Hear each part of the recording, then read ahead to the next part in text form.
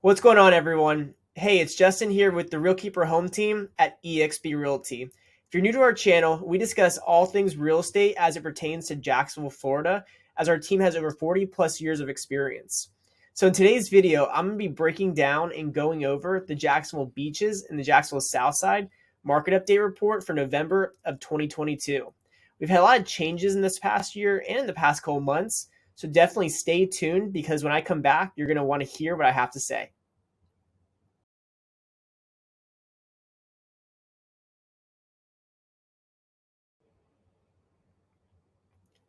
All right, and we're back. So before we start, please like this video and subscribe to our channel as well as hit the bell so that way you get notified when we post content like this in the future.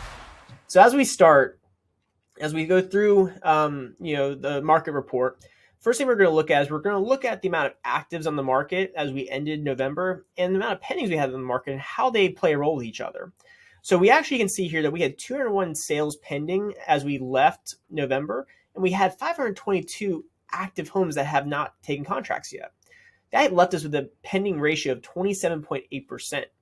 Now, how this stacks up to previous months is we are seeing this percentage starting to drop, and you may ask yourself, what does this percentage mean? Well, this percentage, what it refers to is it refers to the amount of pendings in relation to the amount of actives, and it gives you an indicator of if it's more of a seller's market or more of a buyer's market. The higher the percentage means that there's more homes under contract, and that means that it's a seller's market. The lower percentage means that it could be becoming more of a buyer's market or just a more buyer-friendly market because there's a difference there. Now, we can also see here that the current inventory was described as mildly active for November. That's still a good sign. It means we're still in a healthy market as we've been in the previous months, which is always good to know as you start seeing where the market's going to go as we go into 2023. Now, if we take a closer look, you'll see that the most homes available for sale were actually between $200,000 and $400,000, and the most homes that were pending were between $200,000 and $400,000. So the pendings are always going to be high for that price point because this is a very desirable area of Jacksonville, and so the demand is always going to be high to get into that area, especially at lower price points, because the lower the price point, the higher the amount of buyers potentially are going to be there at those price points. Now, the amount of actives have actually decreased. So we actually had the highest amount in previous months were between $400,000 and $600,000. Now we're down to $200,000 to $400,000 is the highest amount of actives. Partially what that is that's a lot of sellers who may have been right on that cusp of low 400,000 range. They're now marketing their homes under 400,000 due to the buyer demand starting to come down some and the rates going up.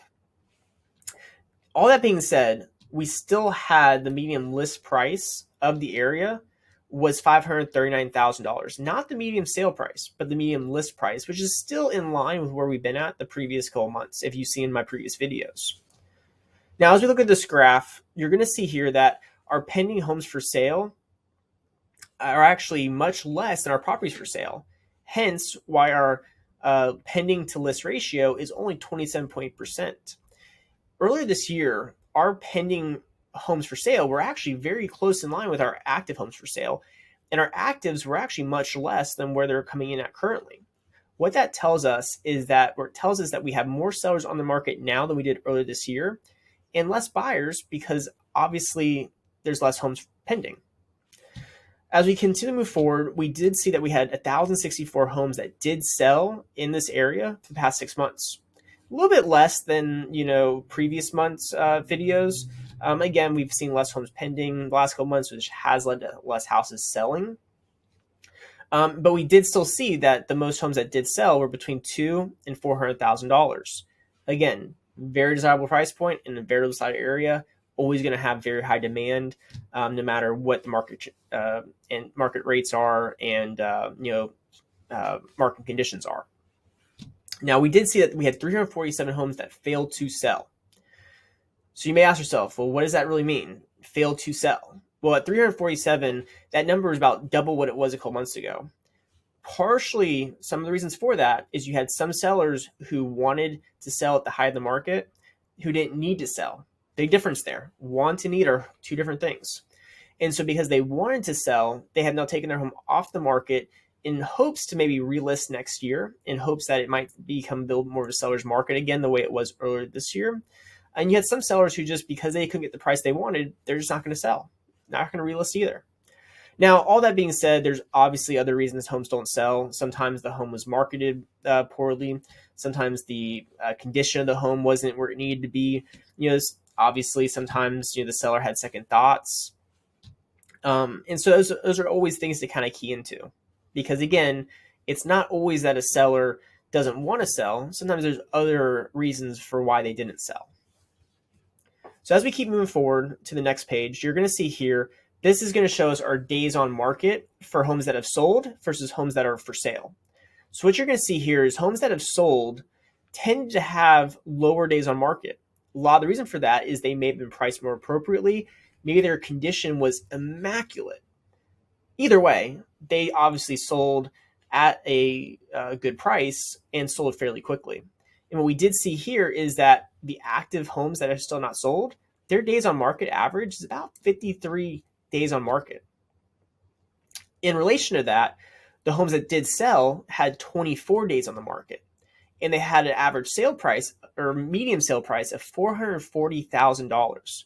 So I'm going to rewind this for a second. And if you remember earlier in this video, we did discuss that the average active home in this area was $539,000. In relation to that, $539,000 is what the average is, or the medium sales price is for the area. The median sold price is almost $100,000 less at $440,000. So again, just because it's a higher price point area doesn't mean that every seller is getting that higher price point of $539,000. So as we keep going, we do see that the median sold price for the last 30 days, though, was $450,000, and the days on market was 42 days. So overall, 6 months, 440, the last month, 450. So we are still seeing a small increase in price point. The difference is sellers have to understand that they are going to see a bit of an uptick in their days on market. All that being said, the median list to sale ratio for this past month was 98.9%. To give you an idea, a couple months ago, we were over 100% for the list to sale ratio. What that meant is people were paying above the list price to buy the house. The market has changed. Sellers are not going to get, across the board, are not going to get more than what they list their homes for. What we're seeing is sellers are now starting to understand that they have to take a little bit less than what they list it for if they want to sell their house. Now, as a buyer, it doesn't mean you can just go as low as you want on a price. You have to also, kind of meet the seller halfway. However, what it does tell us is sellers are now more willing to negotiate than they were 6 months ago. Another thing I'm going to bring up here is our absorption rate. The absorption rate for this area for last month was 2.9 months of inventory. The absorption rate is what we as realtors use to figure out if we're in a heavy seller's market or heavy buyer's market. What it means is if no new homes hit the market, we would be out of homes to sell in roughly 3 months. To give you an idea, earlier this year, we were as low as a month of inventory. And to put it all into perspective, when we're in an equilibrium market, which means it's not a seller's market, not a buyer's market, that would be about 6 months of inventory. So we're still not in a buyer's market. We're just not in a hyper seller's market the way we were earlier this year. And to really put in perspective, when we were going through the recession and the housing market, the bubble did burst, we saw here in Northeast Florida, not necessarily in the beaches in Southside area, but in Northeast Jacksonville area in general, we saw as high as 24 months of inventory. So obviously with the rates going up, with inventory going up, a lot of buyers and sellers could be worried, well, what's going to happen with the market? Well, the market's still strong. And we're not anywhere near where we were at back during the market housing bubble. So overall, the biggest thing to take into account is sellers will have to negotiate more. They can't just put their house in the market and have it sold next day. As a buyer, you do have the ability to negotiate more than you did previously, but you're also not going to be able to steal a house per se. It's got to be a good, healthy exchange. Expectations for both the buyer and the seller with the way the market is, the way the market interest rates are. So lastly, for this page, I just want to go over the median sold prices and the median days on market for the past couple months for the area. As you're going to see in July is when we started to see the transition in the market from the hyper sellers market that we had for 2021 and the beginning of 2022 to more of this level market where houses are taking a little bit longer to sell. And so in July, we actually saw that the median sold price was actually over $450,000. As we went to August, September, October, where rates started to creep up more and more, we actually saw that the average price point dropped about $430,000.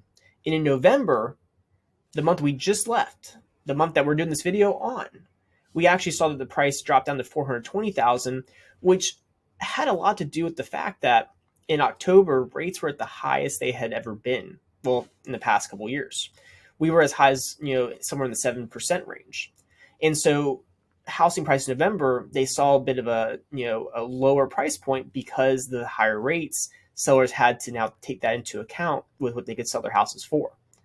Now, in the past month or so, rates have actually dropped close to 1% based off of lenders I've talked to, and so with that being the case, we should see December's price point start to come up a little bit.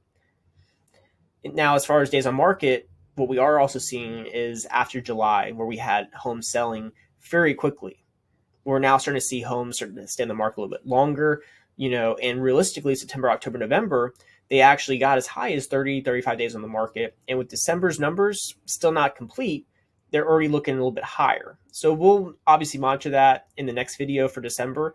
That's something to key into is we are seeing prices start to come down a little bit, but not much. And we're seeing houses start to stay in the market a little bit longer. Lastly, just want to go over this last page real quick. This page is to really kind of go into what we discussed today. Obviously, as we discussed, we had 201 pending homes for sale at the end of November. We also had 522 homes that have not been under contract yet at the end of November. That gave us, like I said, our pending to list ratio of 27.8%. Now, when we really start to break it down and you start looking at the different price points, you will see that lower price points, it's still under 3 months of inventory. Under $200,000, you're at 1.3 months of inventory. If you're in that price point of $200,000 or less, you're still in the same market conditions that you were in 6 months ago. However, once you go over that $200,000 price threshold, we are starting to see that slightly more equilibrium market where it's still seller's market, but buyers can now negotiate a little bit more at these higher price points. It'll be interesting to monitor this in future months to see if these reds and these oranges start to turn into yellows. Because if they do start to turn into yellows, it will mean that we could be turning into a buyer's market. All that being said, realistically, we still do believe it's going to be a somewhat seller's market even going into next year. So most of these reds will probably stay either red or go orange, and most of these oranges will probably stay orange. Which again, as a buyer, does not mean you can't negotiate. It just means that it's still somewhat a seller's market. But at least you're not, going in with multiple offers, having to go above asking price, having to, give up contingencies, having to pay sellers' closing costs. The days of that market, for the most part, are over. As we move into 2023, it's going to be more of how we were in 2019, 2018, 2017, where the good houses, they'll always be highly desirable. They'll always have potential for multiple offers. But for most homes, for you as a buyer, you will have the ability to kind of, negotiate more and feel like a buyer again, not feel like you're just having to give the seller what they want. It can be a win-win for all parties as we move into next year. So if you want to know more, at the bottom of this video, there's going to be a link to my Calendly. Definitely feel free if you want to, discuss, where I think the market's going to go next year. If you want to discuss, different areas of Jacksonville, what we're seeing, definitely feel free to hop on my Calendly, schedule time. I would love to talk to you and to go over, anything I can do to help with your home search. We have a great network of vendors as well, whether if it's a lender, home inspector, insurance agent, roofer, flooring company. So we always want to help where we can. It's not just about helping you find a house. It's also to help you when it comes to maintaining the house you're in. So besides that, definitely look forward to my next video next month, and I will see you guys later.